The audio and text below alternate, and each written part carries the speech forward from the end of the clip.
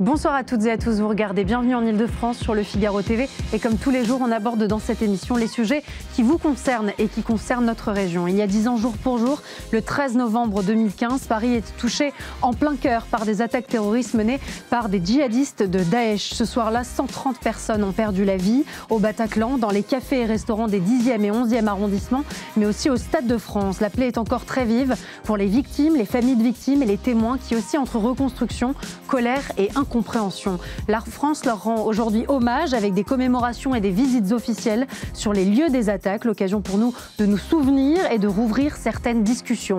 Emma Ferrand nous permettra de revenir sur les commémorations de la journée et sur l'événement prévu ce soir par la mairie de Paris. En culture aujourd'hui, un hommage religieux à la paroisse Saint-Ambroise de 19h à 3h du matin, la nuit de l'espérance, un message et des chants lumineux pour penser à ceux qui nous ont quittés pendant cette nuit de l'horreur. Ça sera tout à l'heure dans l'entretien culture.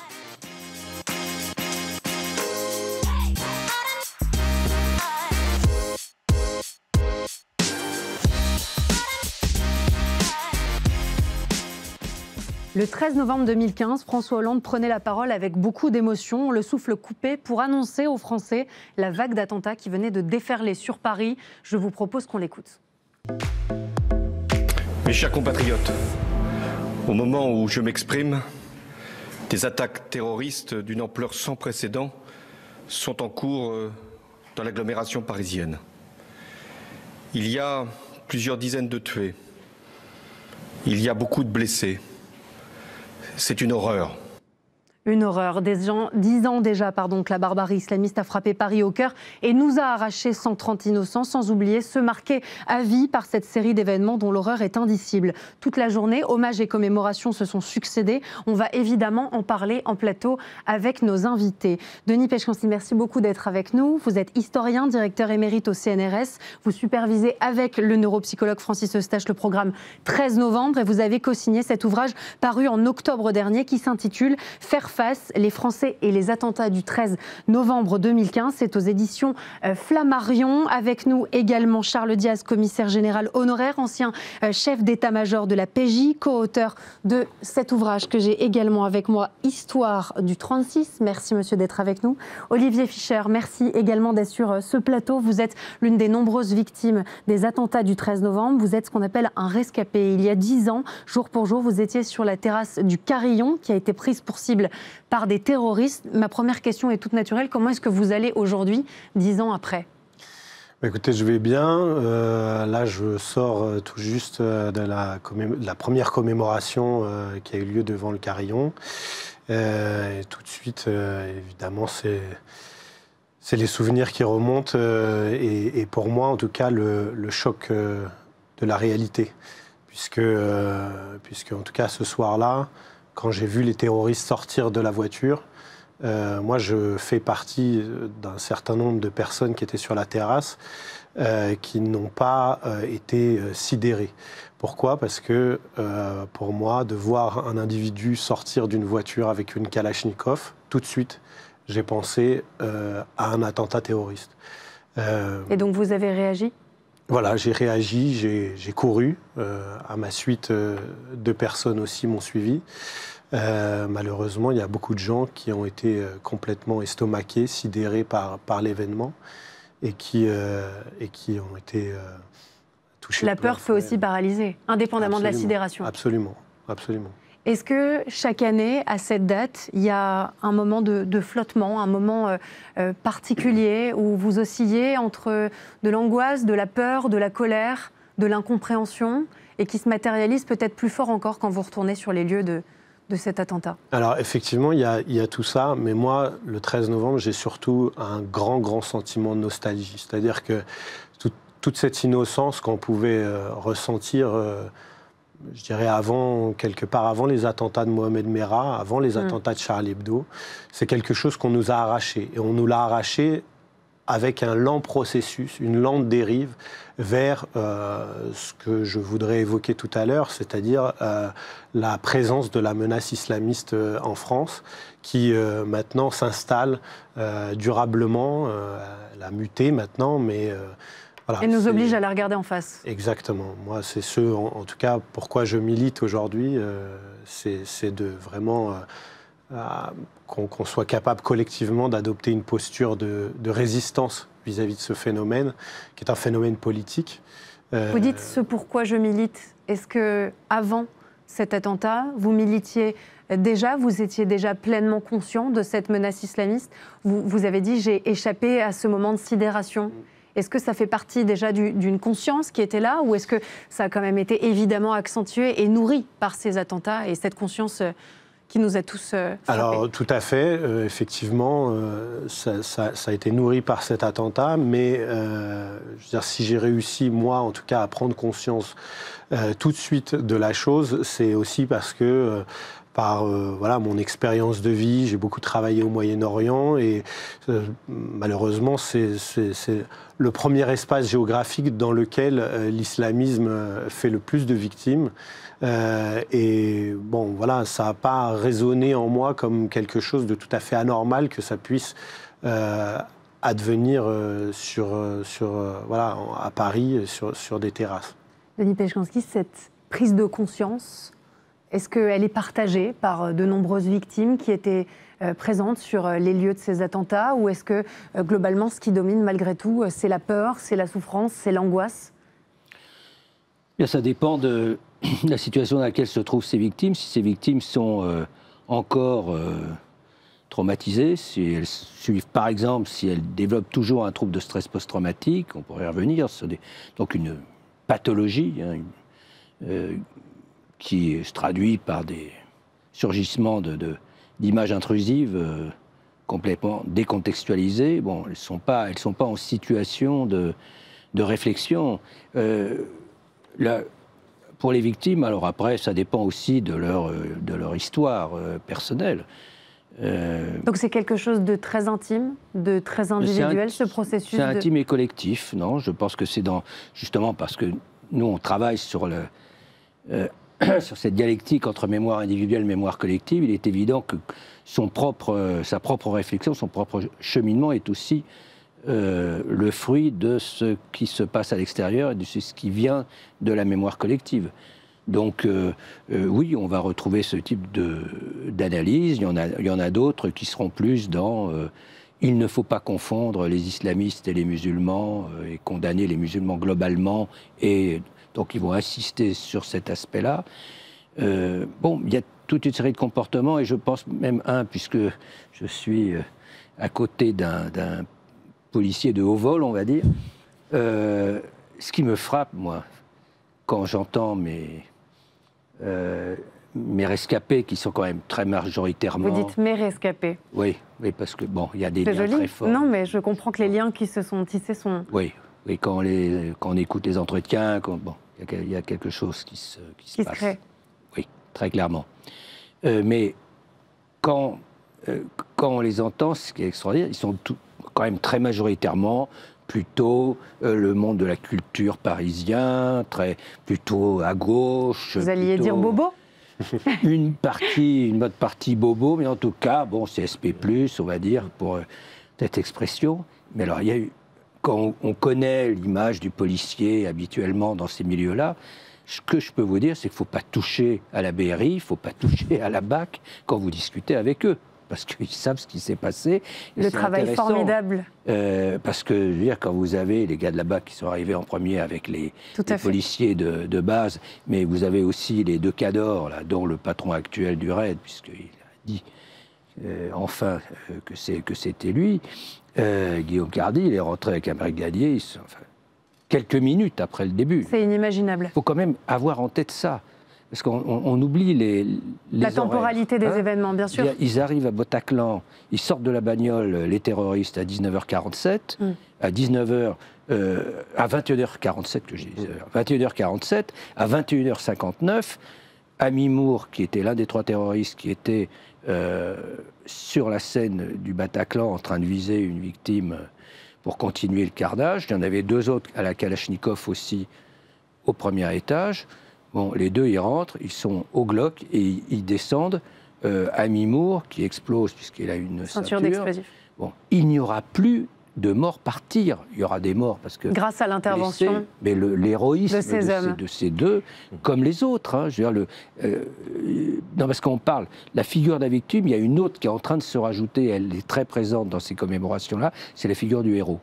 C'est-à-dire quand vous avez Didier qui est responsable de la sécurité et qui il voit rentrer donc sécurité du Bataclan, il voit rentrer les terroristes, et là, il va aller d'abord à gauche, puis il revient, il va refaire à droite, il va aller ouvrir les portes de sortie de secours. Pour que les gens puissent sortir. Pour qu'ils puissent sortir, ils sortent en masse à ce moment-là. Charles Diaz, cette figure du héros, elle est unanimement partagée. On est tous d'accord pour dire que le travail des forces de police, des forces de sécurité, des forces spéciales ont été incroyables pendant cette soirée terrible. C'est fait absolument affreux. On mit ce genre de personnages en évidence, mais des héros chez les policiers, il y en a beaucoup. Il y en a beaucoup. Mais c'est l'occasion de le voir et de le rappeler. Tous les jours, vous avez des collègues qui se comportent de façon phénoménale. Alors, c'est vrai qu'on parle plus souvent des bavures, mais autant le dire, il y a beaucoup de policiers et de policières qui se comportent en héros tous les jours. Et qui font aussi partie de cette histoire.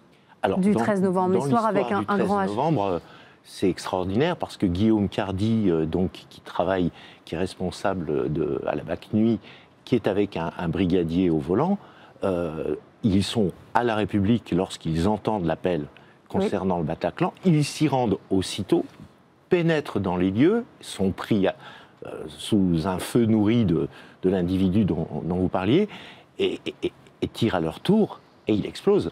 Et c'est grâce à cela que les autres terroristes emportant des otages montent à l'étage. Et effectivement, le massacre s'interrompt. Prend fin à ce moment-là. Et oui, donc ils ont sauvé, leur intervention a sauvé beaucoup de vies. Et si je peux me permettre, il y a des héros partout. Parce qu'il y a plein de héros chez les policiers, bien sûr, chez les médecins. Bon, là où on les trouve, bien entendu, là, à ce moment-là. Mais il y a des héros, par exemple, Jean-Luc qui descend, il est au-dessus de la belle équipe, il descend avec sa trousse de secours. Pour aller porter les premiers secours. Bon, et puis on le voit parce qu'il y a des images, ou bien vous avez les gens qui ouvrent leurs portes pour faire rentrer des gens, pour faire rentrer, les accueillir chez eux, les mettre à l'abri. Il y en a plein. Au Carillon, comment est-ce que ça s'est passé à 21h24, ces trois terroristes qui ouvrent le feu sur la terrasse? Qu'est-ce qui se passe exactement? Vous dites qu'il y a beaucoup de sidération. Et il y a des personnes qui comprennent ce qui est en train de se passer. Vous en faites partie. Qu'est-ce qui se passe exactement? Alors, l'attaque au Carillon, c'est une attaque éclair. Hein. C'est une attaque qui a duré quelques minutes, moins d'une dizaine de minutes.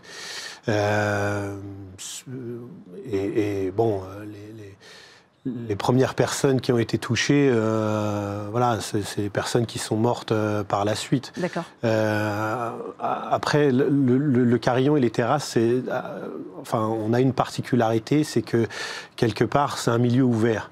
Et en fait, un milieu ouvert pour des gens qui sont visés par balle, ça nous donne la possibilité de nous échapper, ce qui n'est pas le cas, par exemple, du Bataclan, ou en tout cas très difficilement. Donc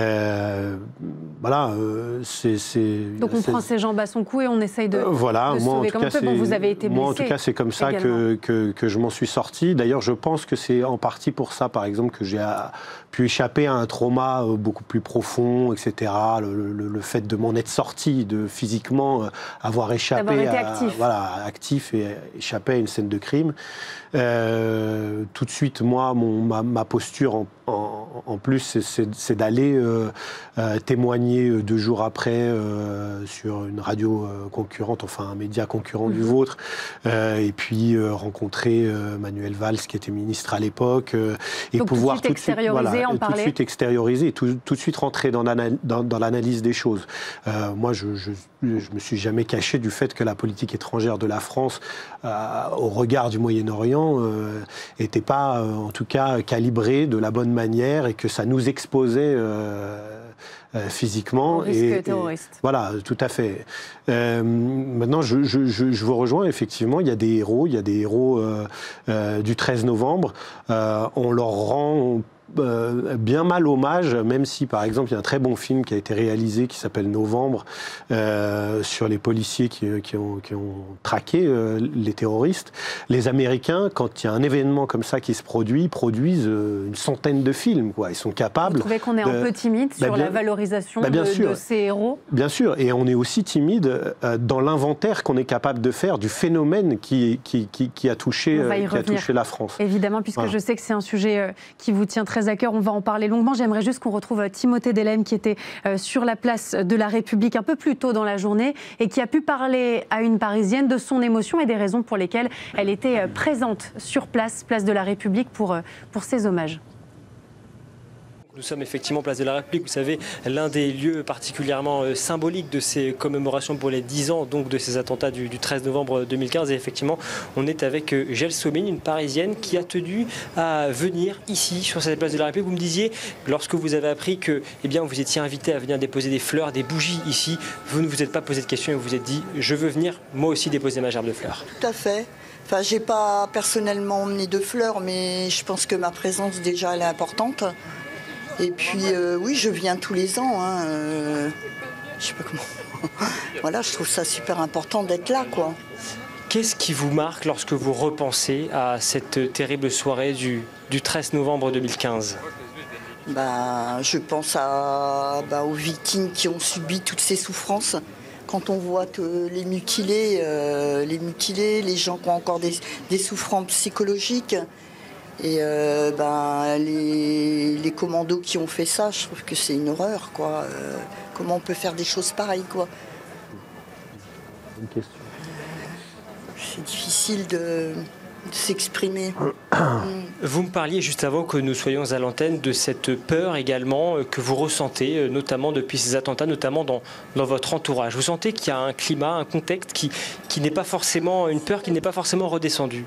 Oui, c'est ça. Moi, personnellement, je vous dis, quand je vais dans Paris, je suis pas là. Mais je dis, c'est souvent les proches, surtout ma maman, qui me dit tout le temps, attention, attention, attention. Et je lui dis, attention. Faut bien que la vie continue dans Paris. Comment faire, hein? On peut pas être toujours sous ses gardes. Donc après tout ce qui est diffusé sur les chaînes info, je pense que il faut informer, mais je pense que pour les personnes peut-être plus âgées, ça les fait un peu avoir peur par rapport à ces enfants qui habitent à Paris, quoi.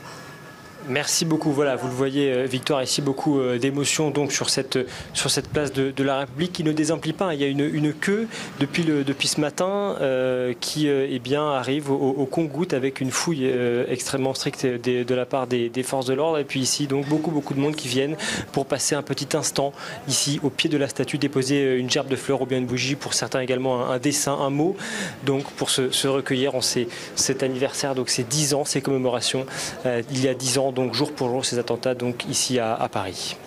Merci beaucoup Timothée Delhem. Ce qu'on note évidemment, c'est l'émotion de cette femme qui a du mal à mettre des mots sur ce qu'elle ressent et sur les raisons de sa présence, même si c'est synonyme d'évidence pour elle pour autant. Et elle parle tout de suite de sa peur. Elle dit, c'est indissociable d'une peur qui est présente. Est-ce que vous comprenez que les gens aient peur aujourd'hui dans Paris, en France, et craignent un nouvel attentat? On sait que la menace islamiste est toujours là, qu'elle est présente, que le risque terroriste est fort. Il y a d'ailleurs un gros dispositif de sécurité qui entoure ces commémorations.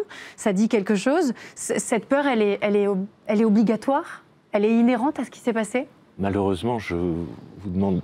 Vous regardez notre livre, avec Claude Cancès, nous parlons de toutes les époques, et malheureusement, des attentats, il y en a eu à toutes les époques. Et le français, comme l'espagnol, comme l'allemand, comme le hollandais, savent que des attentats peuvent se produire. C'est un risque qui existe et qui est là. Alors, s'agissant, malheureusement, je vais employer ce mot, des tueries de masse, nous avions échappé jusque-là à quelque chose qui s'était produit par exemple à Mumbai, en Inde. Donc des attaques massives contre les populations au même moment. 2008 chez eux, nous 2015. Mais c'est arrivé.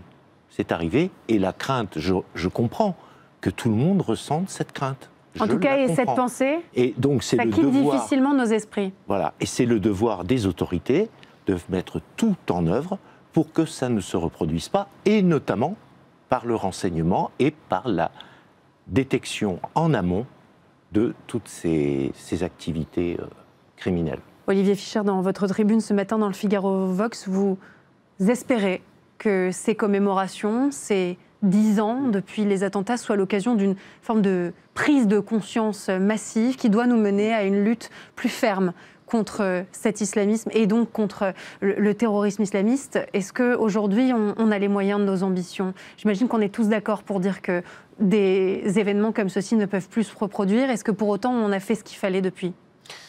Oui, alors moi je crois qu'effectivement on a mis beaucoup de moyens sur le sécuritaire et c'est très bien parce qu'il faut surveiller l'état de la menace. Et maintenant il faut peut-être passer à une étape supérieure, c'est-à-dire c'est l'étape du politique et de mettre en place des nouvelles digues républicaines qui nous permettent de contenir en réalité sur le terrain tout ce qui fabrique la mentalité d'un islamiste ou la mentalité d'un djihadiste, de quelqu'un qui est prêt à passer à l'acte. On se souvient des attaques, enfin des attentats et des assassinats de Samuel Paty et de Dominique Bernard, qui ont été commis par des candidats au djihad très très jeunes. Moi, je ne me satisfais pas de ça. C'est-à-dire que quelque part, par exemple, l'école républicaine est en faillite, qu'elle ne permet plus aujourd'hui de construire ces digues c'est ces digues républicaines dont vous parlez. Absolument. Et voilà, je trouve que c'est très bien de mettre en place du sécuritaire, mais il ne faut pas considérer que, par exemple, en réalité, le terrorisme islamiste n'est qu'une externalité négative de voilà, un certain nombre de politiques qu'on met en place. Non, non. Le politique est là aujourd'hui pour répondre à cette menace. Et je pense que 10 ans après, c'est le bon moment pour arrêter les minutes de silence, pour arrêter les slogans républicains qui tournent un peu à vide et de faire quelque chose de concret. On peut, par exemple, interdire les frères musulmans sur le territoire français. On peut interdire le financement étranger des mosquées. On peut expulser les imams radicaux, par exemple, qui n'ont rien à faire chez nous et qui sont étrangers. Donc il y a toute une série de mesures qui existent déjà dans le paysage politique et qu'il suffit juste de concrétiser dans la loi. Dans cette tribune, vous avez été très dur sur les commémorations depuis 10 ans.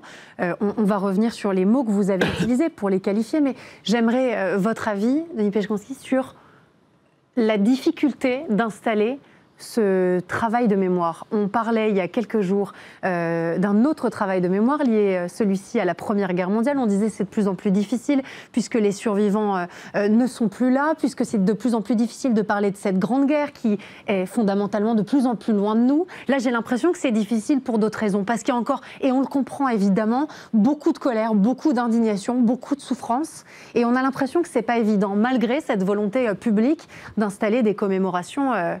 Moi, déjà, je ne me mettrai pas sur le terrain politique. Et par ailleurs, ce qui a été dit sur la Première Guerre mondiale me semble aussi problématique que ce qui est dit sur le 13 novembre. La Première Guerre mondiale reste un marqueur majeur de la mémoire nationale et se traduit par le bleuet que j'ai ici et qui fait référence aux morts pour la France, aux soldats inconnus. Et bien sûr qu'il n'y a plus personne, mais comme ça va être le cas très vite pour la Seconde Guerre mondiale. Et en même temps, quand on interroge les Français, comme on a pu le faire dans un sondage sur les moments qu'on doit commémorer, les moments de référence, on parle de la Seconde Guerre mondiale, on parle de la Première Guerre mondiale et on parle du 13 novembre. Donc, je ne crois pas du tout, c'est pas simplement d'en parler, mais déjà de comprendre pourquoi il y a une centralité du 13 novembre, de comprendre aussi comment on doit commémorer, et plutôt que de rentrer sur le terrain politique qui relève d'autres logiques, moi, à partir de sondages, ce qui m'intéresse, c'est de faire écho à ce que j'ai entendu de cette dame que vous avez interviewée. Oui, quand on demande aux Français, quand on les sonde, comme on l'a fait, nous, 8 fois en 8 ans, il n'y a pas d'équivalent, c'est comme ça. C'est pas, On fait une première mondiale, mais c'est pas pour ça qu'on l'a fait. On ne peut pas comparer maintenant. Mais on commence un premier sondage à l'été 2016 et on va jusqu'à maintenant. Vous en avez 8 qui ont été réalisés et qui montrent quoi? Qu'effectivement, le premier mot qui va sortir sur les conséquences des attentats terroristes du 13 novembre... C'est la peur? C'est la peur. Bon, c'est la peur. Donc ça me semble intéressant. Et aussi une nouvelle configuration, parce que ce qui sort du 13 novembre à l'origine, c'était bien une mobilisation autour des valeurs qui sont ciblées. Les valeurs héritées du siècle des Lumières, de la Révolution française, de la République laïque. Et donc il y a une forme de mobilisation. Et on est d'autant plus mobilisés qu'on est tous potentiellement concernés et potentiellement victimes, puisqu'on est soit en âge d'avoir pu être sur les terrasses ou au Bataclan, ou de connaître quelqu'un de France y était, encore plus, sûr. ou bien avoir des enfants qui auraient pu l'être.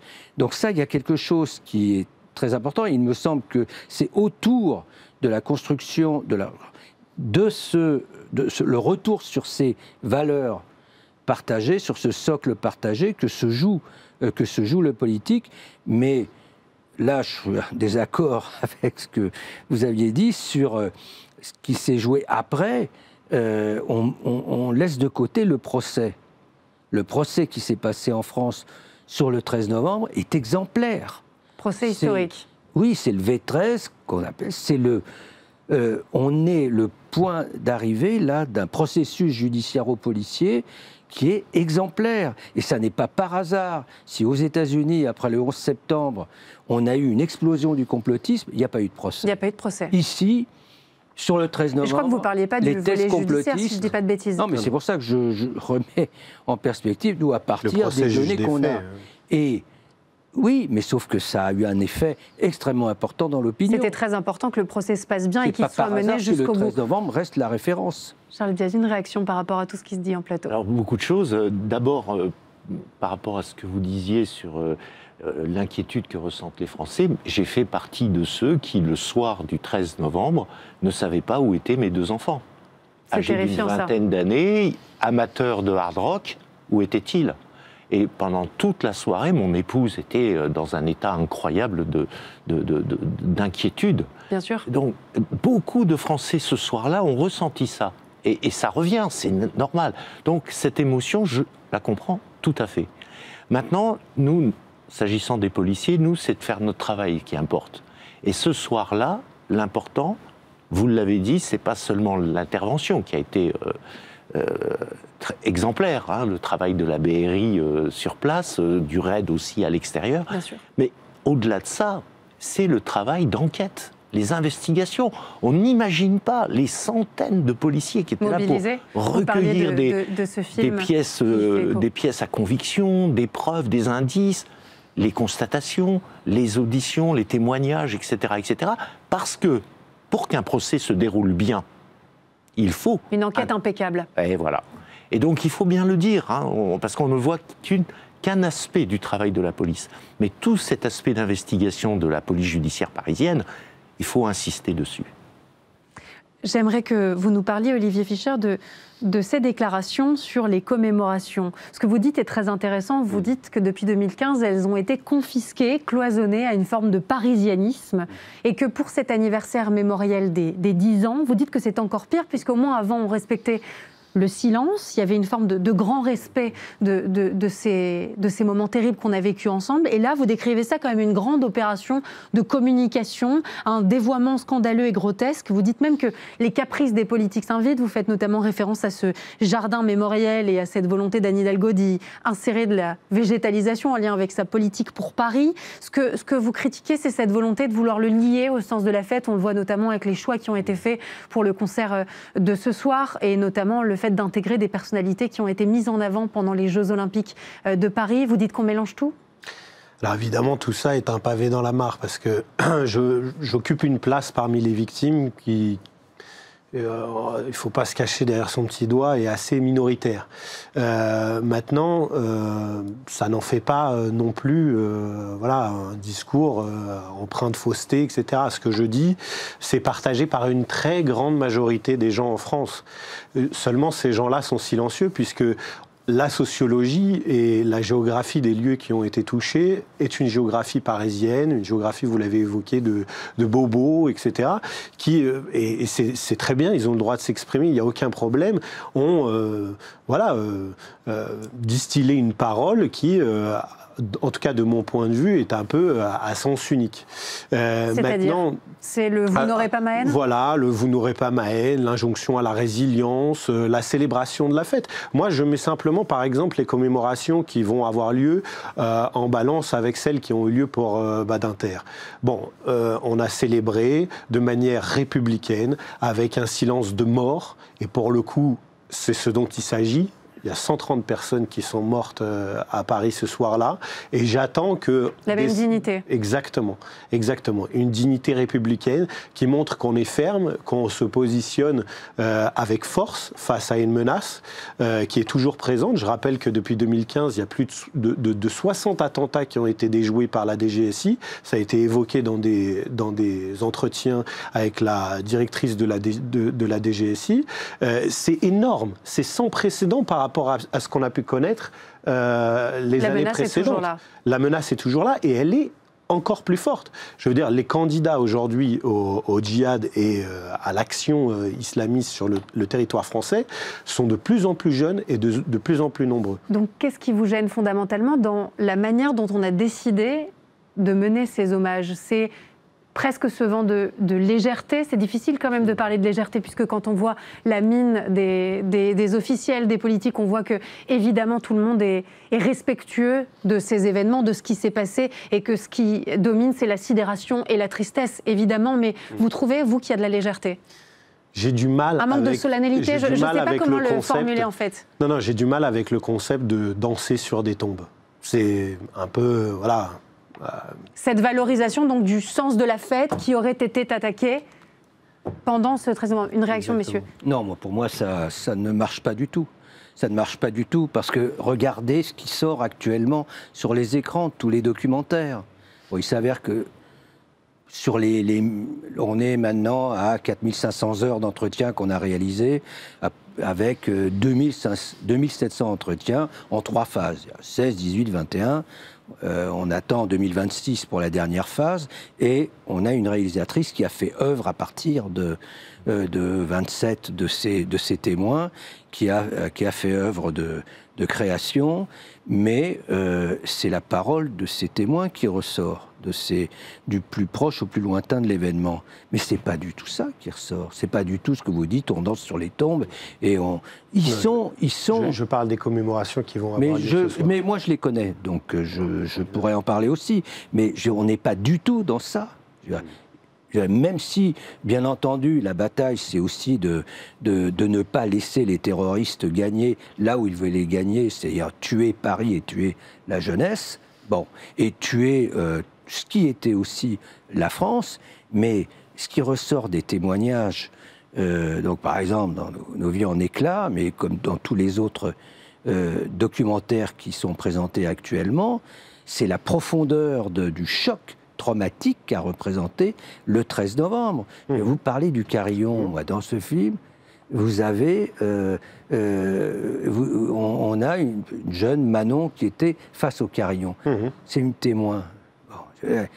Elle est là, elle était en train de fumer une cigarette sans doute en sortant elle était dans une pizzeria et puis là elle voit tout arriver, ce que vous avez vu de l'intérieur évidemment. Elle voit ça.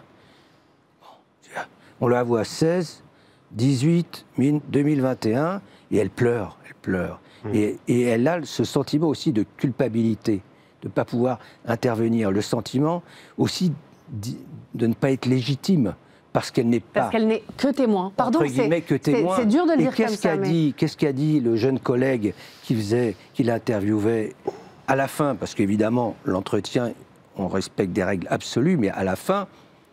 En sortant du studio, il lui dit « Écoute, tu n'es pas... » C'est Roberto qui lui dit « Tu n'es pas un témoin, tu es une victime. » pour légitimer les émotions qu'elle ressent et le sentiment. Et 2 ans, elle avait des caractéristiques évidente du trouble de stress post-traumatique. Alors qu'on ne me dise pas que actuellement, oui, c'est la joie, c'est la fête, et on veut oublier tout ça. C'est pas vrai. Et quand on va sur le jardin mémoriel... Je crois que vous ne parliez pas des témoignages des victimes et des témoins. Bien entendu, je crois qu'on parlait des commémorations de ce soir et des choix qui ont été faits par la mairie et par l'État. Oui, mais les commémorations, comme je connais le jardin mémoriel en question, comme vous, puisque maintenant il est depuis plusieurs mois ouvert, c'est-à-dire quand vous avez les listes des morts sur les pierres, je vais vous dire, le choc, il est là. Hein, et quand on sait à peu près ce qui va se passer dans les 2 heures, oui, il y avait de la musique au Bataclan. Mais tout le monde n'est pas unanime sur ces commémorations. C'est vrai, d'autres vont un peu moins loin que mais on verra. Vos propos dans la tribune. Mais il y en a beaucoup qui disent qu'ils ont du mal à se reconnaître dans ces commémorations. Une seconde. Après, je me tais, promis. Mais je veux dire, moi, ce qui me pose problème, c'est pas qu'ils fassent des commémorations sur le 13 novembre et qu'on reconnaisse... Moi, ce qui me pose problème, c'est qu'on a commencé à oublier les terrasses et le Stade de France, et qu'on a parlé même à un moment donné des attentats du Bataclan. Ce qui me pose problème, c'est que à Nice, on a oublié l'attentat terrible de Nice. Et donc c'est sur ça qu'on doit se battre, évidemment. Je vais vous faire réagir, Charles Diaz. Évidemment, j'aimerais juste qu'on retrouve une dernière fois Timothée Delem, qui est toujours place de la République et qui a pu échanger avec un autre Parisien également présent pour rendre hommage aux victimes.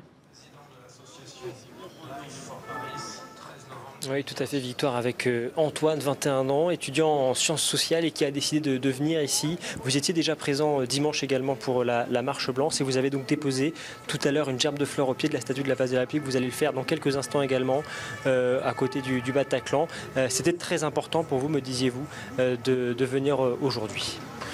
Oui, c'est important de venir se rappeler des personnes, des concitoyens français, de toutes les personnes qui sont décédées il y a 10 ans dans ces attentats.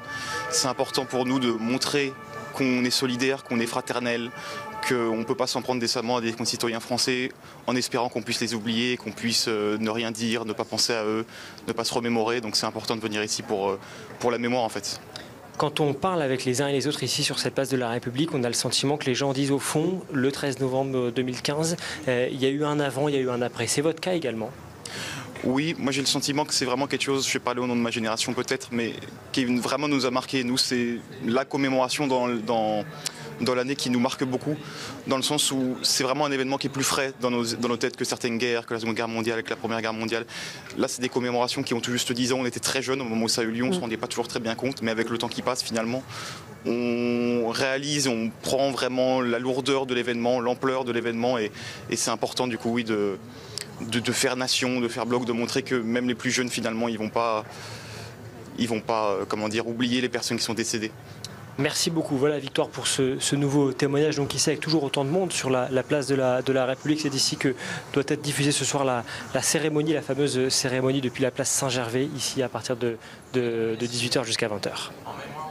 Témoignage très émouvant de ce jeune qui choisit très bien ses mots et qui parle de cette unité, de faire nation. Vous aurez le mot de la fin, Charles Diaz. On voit que ces commémorations, c'est un sujet qui est toujours à vif. En fait, je parlais de plaie ouverte tout à l'heure et c'est peut-être ça qu'on peut retenir parce que ça se traduit de bien des manières. Chacun réagit à sa manière et comme il le peut, mais on voit que la plaie est toujours là. Oui.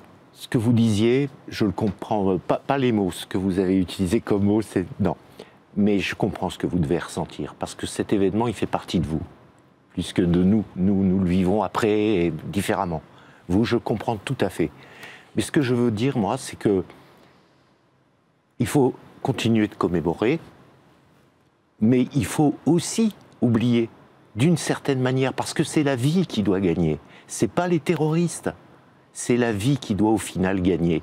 Donc, commémorons et progressivement, quelque part, oublions d'une certaine manière. Entendez bien ce que je dis. Vous me demandez là, monsieur. Je sais. C'est un beau message. Et encore une fois, je pense souvent, hein, parce que c'est aussi notre métier, les événements que nous vivons, mais c'est souvent tellement difficile, cette résilience que toutes les victimes que l'on côtoie, on leur demande. Voilà.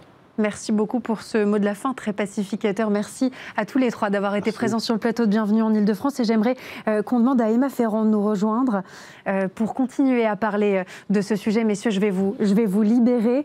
Emma Ferrand, journaliste au Figaro, qui s'est intéressée de près à ce qui était prévu pour cette journée d'hommage. Emma, on a suivi toute la journée les commémorations officielles avec les recueillements sur les 6 sites touchés par les attentats.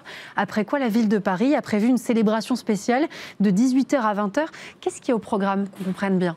Alors, plein de choses. Visiblement, les deux mots d'ordre, c'est de la musique et de la danse. Donc, il va y avoir du spectaculaire. C'est eux-mêmes qui emploient ce terme. À la fois beaucoup de sobriété, mais à la fois aussi du spectaculaire pour rendre cette soirée inoubliable, qu'elle s'ancre aussi dans l'histoire de Paris. C'est ce que voulait Anne Hidalgo. Donc, il va y avoir des surprises. Je peux vous dire quelques surprises qu'il va y avoir. Il va y avoir notamment des chants.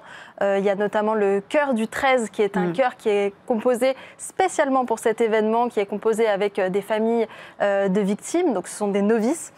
Il y a aussi le chœur de Radio France qui sera là. Il va y avoir aussi une diffusion du Requiem des Lumières qui a été composé par Victor Lemann. Victor Lemann, absolument.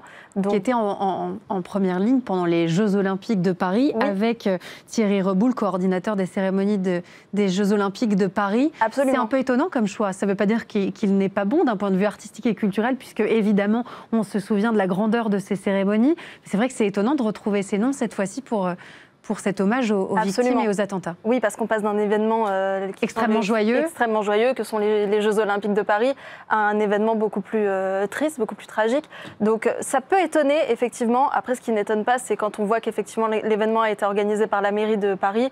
On prend les mêmes et on recommence. Tout est logique. Si j'ose dire. C'est assez logique. C'est pareil sur ce sujet de végétalisation, notamment de ce jardin mémoriel. Ce jardin du souvenir, donc place Saint-Gervais, c'est à 2 pas de l'hôtel de ville qui va aussi être inauguré à cette occasion. Absolument. En fait, en réalité, ce jardin, on peut déjà le parcourir depuis quelques semaines, voire quelques mois. J'y suis déjà allée plusieurs fois, donc voilà, je vous le confirme. Depuis l'été dernier. Mais effectivement, son inauguration officielle se fera ce soir en présence d'Emmanuel Macron, entre autres. Mais effectivement, c'est un jardin qui est neutre, entre guillemets. Oui, Anne Hidalgo a préféré un lieu neutre à un des sites. Anne Hidalgo, mais également aussi les associations de victimes. Ça a été une demande parce que c'était aussi la question de savoir où ce jardin du souvenir pourrait se faire. Est-ce qu'on le fait autour d'un des sites qui a été touché? D'accord, mais lequel? Donc finalement, ils ont opté plutôt pour ce lieu qui est juste à côté. On a choisi l'apaisement et voilà. un lieu plus neutre. L'idée, c'est de dire aussi que ce lieu est sous la protection, entre guillemets, de la mairie de Paris. C'est en tout cas ce qu'a affirmé Anne Hidalgo, puisqu'on est à 2 pas de l'hôtel de ville. Vous avez raison de le préciser. Tout à l'heure, vous avez parlé d'un requiem. Est-ce que c'est pour autant une célébration religieuse à laquelle on va assister ce soir? Alors, Victor Lemann l'a dit lui-même, même si effectivement ce terme de requiem fait complètement penser à quelque chose de l'univers religieux. Voilà, absolument. Lui a dit que c'était complètement laïque. C'est un requiem où il n'y aura pas de chant d'ailleurs aussi. Donc, quand vous aurez l'occasion de l'écouter, ça sera quelque chose que vous pourrez constater. Et d'ailleurs aussi, j'en profite pour dire qu'à partir de 20h, il y a un album des commémorations justement qui sera disponible sur toutes les plateformes musicales avec justement tout ce qu'on a entendu pendant cette soirée. Cet événement et ce concert, ils vont être rediffusés par les télés nationales et internationales. Pour les Parisiens, il sera possible d'aller place de l'Hôtel de Ville et place de la République pour participer en communion à cet événement et puis évidemment regarder cette soirée sur les écrans géants. On attend beaucoup de médias internationaux. On sait qu'il y aura une grosse couverture. C'est le cas depuis le début des événements et à chaque commémoration. Hein. Absolument. C'est difficile de quantifier, d'estimer combien de personnes seront présentes. Mais évidemment, quand on voit le nombre de personnes qui se sont déplacées pour les précédentes commémorations, qui étaient bien différentes, et ce qu'on attend ce soir, on peut imaginer qu'il peut y avoir du monde sur la place de la République et sur la place de l'Hôtel de Ville. Il est aussi possible, toute la journée et dans les jours qui vont suivre, de déposer une bougie, une fleur en hommage aux disparus. Ça fait partie de ces commémorations et de ces hommages. C'est une manière aussi pour le commun des mortels, pour chacun d'entre nous, de s'approprier ces moments? Absolument, oui. C'est possible depuis le 8 novembre et ça sera possible jusqu'au 16 de déposer une bougie. Et effectivement, c'est hyper important pour les Parisiens ou pour toutes les personnes qui ont connu de près ou de loin les attentats, de venir se recueillir, de rendre un nouvel hommage aux victimes. Est-ce qu'on a une idée du nombre de personnes? Vous me disiez tout à l'heure que c'était très difficile à estimer, évidemment. On voit qu'il y a eu beaucoup de monde déjà sur les différents sites de commémoration pendant la journée. On sait que cet événement, même s'il prête à certaines discussions sur le format qui a été choisi, il y aura nécessairement du monde. Il y aura les familles de victimes, il y aura tous ceux qui entourent évidemment le souvenir de ce 13 novembre. Il y aura nécessairement du monde parce qu'il y a déjà aussi la particularité de ces commémorations Place Saint-Gervais, c'est qu'elles ne sont pas accessibles au public. En réalité, cette commémoration, elle se fera dans un cercle assez réduit avec les rescapés, avec les familles des victimes, avec des élus de Paris, avec le gouvernement, etc. Donc c'est aussi important pour les citoyens, pour les autres citoyens qui ne pourront pas se rendre Place Saint-Gervais, de trouver aussi un moment et un lieu pour se recueillir et puis de faire communion aussi ensemble. On sait que les chaînes nationales vont aussi rediffuser évidemment cet événement pour ceux qui ne peuvent pas se déplacer, qui n'en auraient pas l'occasion ou pas la possibilité physique. C'est toujours un moyen d'être ensemble et de pouvoir continuer à... Tout à fait, oui. En fait, les chaînes de télévision ont bousculé leur programme depuis le milieu de l'après-midi en moyenne.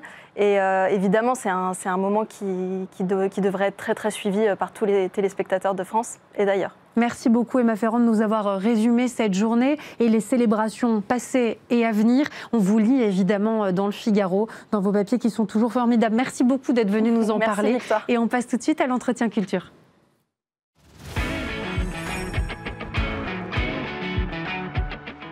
Autre hommage religieux, celui-ci, la paroisse Saint-Ambroise organise une nuit de l'espérance à proximité directe du drame. L'Église et ses fidèles ont décidé de proposer une grande veillée du souvenir en soutien aux victimes. On va en parler avec Louis-Henri Despeigne. Merci beaucoup d'être avec nous. Vous êtes coordinateur de ce projet, une nuit de l'espérance de 19h à 2h, 3h du matin. C'était quoi l'intention derrière ce projet? De se réunir ? L'intention, c'était de se dire que l'Église, depuis le 14 novembre 2015, est un lieu de commémoration. Il y a eu énormément de bougies qui sont déposées, et encore aujourd'hui.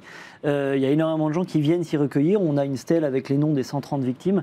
Et donc ça nous semblait normal, étant donné que tous les ans, il y a une messe de commémoration, de se dire pour les 10 ans, d'avoir une commémoration peut-être plus large, qui parle à plus de monde que simplement une messe. Ce qui est déjà, l'hommage religieux, c'est la messe. Et on a voulu étendre ça avec 2 temps. Le premier temps qui est un temps musical, on a voulu que ce soit un temps musical, de musique sacrée, pas parce qu'on est dans une église, on a beaucoup réfléchi à ce qu'on pouvait proposer, mais ce qui nous a semblé le mieux pour passer, je dirais, le message qui est l'espérance. On n'a pas de réponse face à cette c'est impossible d'en avoir une. C'est impossible. En revanche, ce que l'église, en tant qu'édifice au milieu du quartier, peut faire, c'est ouvrir ses portes et soigner par le beau, même si soigner c'est peut-être un mot trop fort, mais en tout cas c'est notre objectif. Et donc tout le monde est le bienvenu. Et donc tout le monde est bienvenu, et ça c'est très important. On a fait ça donc en collaboration avec le curé de la paroisse, mais également avec la mairie du 11e et les associations de représentants, donc les survivants du Bataclan, donc Life for Paris, et puis 13-11-15, qui sont des associations complètement religieuses et apolitiques, mais ça nous semblait normal de venir leur présenter pour savoir si le projet leur parlait. Voilà, leur projet leur parlait. Et ce qui nous a marqué, et moi particulièrement parce que j'ai eu la chance de les rencontrer pour leur présenter le projet, c'est leur demande, que ce soit le maire ou les associations, de dire mais en fait ne vous arrêtez pas simplement à 23h, on a besoin de traverser la nuit. Et si on sait qu'il y a une église qui est ouverte, qui nous attend, qui est animée après notre pèlerinage au Bataclan, c'est leur terme, et bien du coup on sera les plus heureux. Et donc du coup c'est un joli message, ça dit quand même quelque chose d'avoir envie de, vous dites, de passer la nuit ensemble, de rester soudés, de se retrouver, de continuer à communier dans le sens premier. Exactement. et dans le second sens du terme. Je trouve que c'est une très belle idée, et c'est aussi, vous l'avez rappelé tout à l'heure, donc on va refaire le line-up de la soirée. La soirée va débuter à 19h avec une messe commémorative avant de se poursuivre sur un oratorio. Il faut que vous nous expliquiez ce que c'est, et on va parler ensuite de ce cheminement vers l'espérance, des ténèbres à la lumière, puisque c'est un peu ce que vous allez nous raconter comme histoire au travers de ces chants sacrés. Mais exactement. Et c'est ça, enfin moi ce que je trouve magnifique, on sort des tests lumière la nuit dernière, donc du coup ça s'est bien passé. J'en ai plein les yeux. Et non mais c'est très beau parce que... c'est quoi un oratorio? Un oratorio, alors moi je suis pas du tout musicien, je l'ai appris là. Un oratorio, c'est un récit chanté, donc par un ténor, et qui est ponctué de pièces musicales, qui peuvent être de la musique sacrée ou autre. Là effectivement c'est de la musique sacrée. Et donc du coup le récit permet de passer un message de manière explicite et ce message est mis en valeur par ces pièces musicales. Là on a tout un répertoire qui va de la Renaissance jusqu'au XXe siècle, donc c'est assez large. Et c'est ça ce qui nous plaisait, c'est à la fois d'ouvrir à tous, et ça on a essayé de faire une communication vraiment territoriale en disant mais en fait toutes les personnes qui habitent le quartier, qui passent devant, parce que c'est une église qui est vraiment au centre du quartier, voilà, vous vous sentez invité. Poussez les portes, voilà, venez. Poussez les portes, qui seront d'ailleurs largement ouvertes, donc voilà, il faudra juste passer par un petit côté sécuritaire qui est évidemment de rigueur, bien sûr. De rigueur, mais après, là, c'est vraiment s'asseoir et laisser la beauté des chants, la beauté de toute la lumière. On a essayé même de transformer l'église par la lumière, et c'est un peu le sens de notre charte graphique, c'est un peu de se dire en fait voilà, il y a une toute petite espérance, c'est ce que Peggy en parle, et c'est vrai on dit que c'est un oratorio, mais on l'a un peu adapté, puisque l'oratorio a été écrit pour l'Espérance par le Chœur Ephata l'année dernière, et nous, on leur a demandé de l'adapter un peu, et donc on s'est inspiré de textes de Peggy, qui a beaucoup parlé de l'Espérance, pour encore plus ancrer ce cheminement spirituel de l'oratorio à l'intérieur de cette nuit commémorative qui n'est pas comme les autres. Donc après 23h et la fin de cet oratorio, la veillée va continuer avec des chants, des lectures de textes. L'idée, c'est vraiment que tout le monde se sente le bienvenu et puisse rester, participer à sa manière, sans se sentir obligé de quoi que ce soit, pour se réunir autour de ceux qui ont souffert et en penser avec ceux qui, évidemment, nous ont quittés pendant ces attentats. Voilà, et de ceux qui sont encore terrorisés aujourd'hui, qui ne vont pas vouloir sortir ce soir. Et ils sont nombreux, en tout cas dans le quartier. C'est vrai que pour en parler beaucoup, voilà, c'est pour ça qu'on a essayé de mettre une sécurité aussi à la hauteur de l'événement. Il fallait rassurer. Hein. Il fallait rassurer, mais ce que je trouve très beau de 23h à 2h du matin, c'est cette possibilité. Alors il y aura une adoration, puisque on est dans une église et on n'a pas peur de dire qu'effectivement, qui fait vivre l'Église et les chrétiens, c'est le Christ et c'est notre espérance. En revanche, notre vision, c'est plutôt de dire, voilà, c'est dans cette Église, et c'est normal de proposer cette adoration, et cette adoration sera ponctuée de chants, de temps de silence, parce que le silence est hyper important, de morceaux d'orgue. On aura un concertiste de flûte qui viendra aussi, voilà, pour que chacun en ait aussi pour ses goûts. Et la démarche que l'on propose, c'est de venir déposer une bougie. On le voit, c'est Place de la République, c'est quelque chose d'un peu universel, et donc du coup il y aura énormément de bougies à déposer, et ça signifie beaucoup, en tout cas pour notre église, qui est le lieu où il y a tout le temps des bougies qui C'est un lieu de recueillement lié aux attentats, c'est devenu la chapelle à la mémoire des victimes, finalement. Exactement. Mais on a rencontré là une proche de victime qui passait dans la chapelle, qui dit moi je suis pas du tout chrétienne, mais maintenant ça c'est ma chapelle, parce que je vois inscrit le nom de mes proches. Et ça c'est vrai que c'est très joli, et je pense les gens qui ont envie de venir spontanément. Oui. Et j'espère que cette nuit, on en verra beaucoup, parce que c'est pas du tout un événement religieux pour les chrétiens, c'est vraiment pour tous ceux qui ont été touchés. Très jolie parole d'ouverture et de bienveillance à l'occasion de la commémoration de ces attentats. Vous êtes donc invités, j'imagine, comme tous les Parisiens, tous les Franciliens qui nous écoutent, à la paroisse Saint-Ambroise pour cette nuit de l'Espérance. Merci beaucoup d'être venu nous en parler sur le plateau de Bienvenue en Ile-de-France. Et moi, je vous dis à demain, nous parlerons de Boualem Sansal.